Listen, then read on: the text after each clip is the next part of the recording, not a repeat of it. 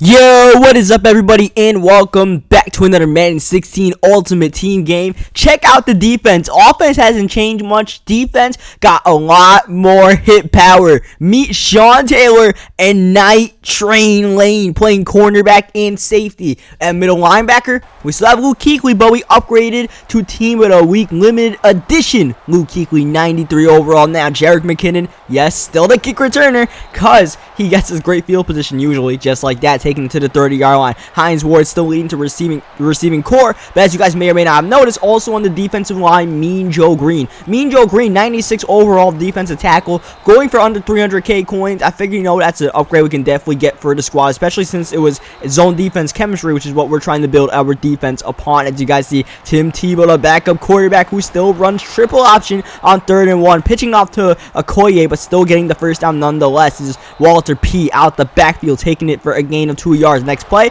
trying to go back to the run, but it gets blown up again. So 3rd down, we got to pass the ball with Tom Brady, and Tom Brady finds the open man. Hines Ward, middle of the field, was wide open for some reason, and Hines Ward got the touchdown. I didn't expect that play to work that way, but I'll take it. Tim Tebow running the triple option. That's kind of the way I expected it to work. Tebow's going to have to make that work, trucking people, and who can do it better than him in the triple option? Now 3rd down and 10, we got to pass again, and once again, Hines Ward, the main target on this drive. 3 completions, all 3 to Mr. Ward. Now it's Walter P. to the outside, juking away. Sweetness actually loses 5 yards. A bad call right there in the run play. 2nd down, a screen pass to Walter Payton, and Payton only gets to the 5-yard line. Now we got to punch it in 3rd down and goal, but Sweetness is sent down at the 2. But 4th down, we're going for it here, going to the out route, looking for Hines Ward, but it's picked off by Patrick Peterson, and Patrick Peterson is taking this one all the way. Jordy Nelson trying to track him down, but Pat P, this might be a 109-yard interception return touchdown. Something damn near close to it. And really, I didn't expect Patrick Peterson to be able to jump that. I figured man coverage, that out route usually kills man coverage, and maybe at the goal line it doesn't. Maybe Hines Ward didn't run it. I don't know what happened. Maybe Pat P just made a spectacular play. That's probably what happened. And we paid for it big time, because not only do we not get the first down, we scored him the first 7 points of the game just like that. And we worked hard to get downfield, because this guy's running coverage defense the entire game, which is why we were running the ball so much. As you guys see, he's only rushing 3 people right here. Still getting a little bit of pressure. Buying time, though, is Brady throwing deep for Ward, but that time Ward can't make the catch in coverage. 2nd down and 10, running the ball with Walter Payton. If he continues running this coverage defense, Walter Payton's going to have to be a big part of our game plan. 3rd down and 2, Hines Ward one more time getting the first down, but Ward fumbles the ball stays in bounds. Bakari Rambo with the hit and the recovery. This guy was getting some glitchy good fumble hits throughout, or not big hits throughout the game, and eventually it caused him a fumble with Hines Ward. Like that time he wasn't even looking at my guy, but he was able to put the smack down, and now just like this, down 7, he is in field goal range with a chance to make it a 2-possession game with him getting ball coming out of half. So really everything that could go wrong is pretty much going wrong. He's going to call his first time out right here. 3rd down and 8, he's been running the ball, and he continues to run it. A mix of McKinnon and Ellington, but that doesn't get him much on this drive. He settles for the field goal, but he shanks it wide to the right. He played ultra conservative, and it backfired badly on him. Next play, we're going deep. Amari Cooper up the seams, calling the timeout with 1 second left, and we could kick this field goal with 99 kick power. Brandon McManus, but McManus is short. We couldn't get full power, just a little bit of lag, and after everything that happened right there, the fumble, the 2 misses, it's still a 7-0 game, and he still gets ball coming out of half. Still has complete control of this game. Defense needs to make a play, and when you need a big play, call up Sean Taylor. Sean Taylor coming up clutch in his debut game on the user pick right there. Just pure height and speed, able to bait him. 2nd down and 6. Unfortunately, I can't get the hike off right here because, I don't know, I just couldn't get the play off. You guys know that glitch where nothing happens when you try to throw it here.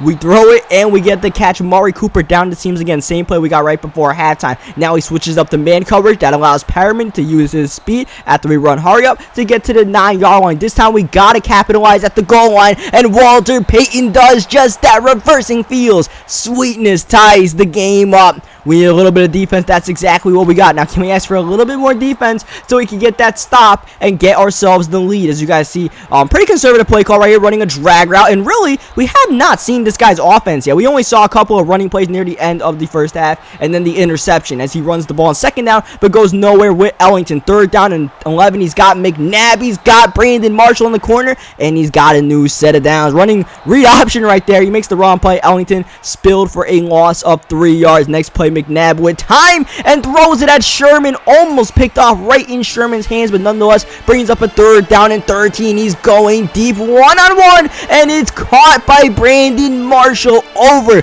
Dominic Rodgers-Cromartie. Next play to the outside. That, I believe, was Marquez Colston who got that catch, bringing up second down and 3. Rolling out is Donovan McNabb. McNabb leaves the pocket. McNabb's one of the faster quarterbacks out there. Takes it all the way to the 5-yard line near the end of the third quarter. Trying to juke away is Andre Ellington, but he loses 4 yards. Second down and goal to start the fourth quarter. He runs it again. Ellington goes nowhere again. And now third down 9. Defense has to make a play here. He's coming out in Wildcat with McKinnon, but he's dropped by Brandon Marshall. Middle linebacker Brandon Marshall, and a nice goal line stand by us. And now a touchdown wins the game on this drive. Tom Brady at the quarterback, maybe the best comeback quarterback in the history of the NFL when you're talking about regular season and, more importantly, playoffs. And right now we need one of those playoff Tom Brady performances, running a screen pass to Walter Payton. But we also need one of Sweetness's greatest games and a little bit of little Gio to help us out. Gio carrying the pile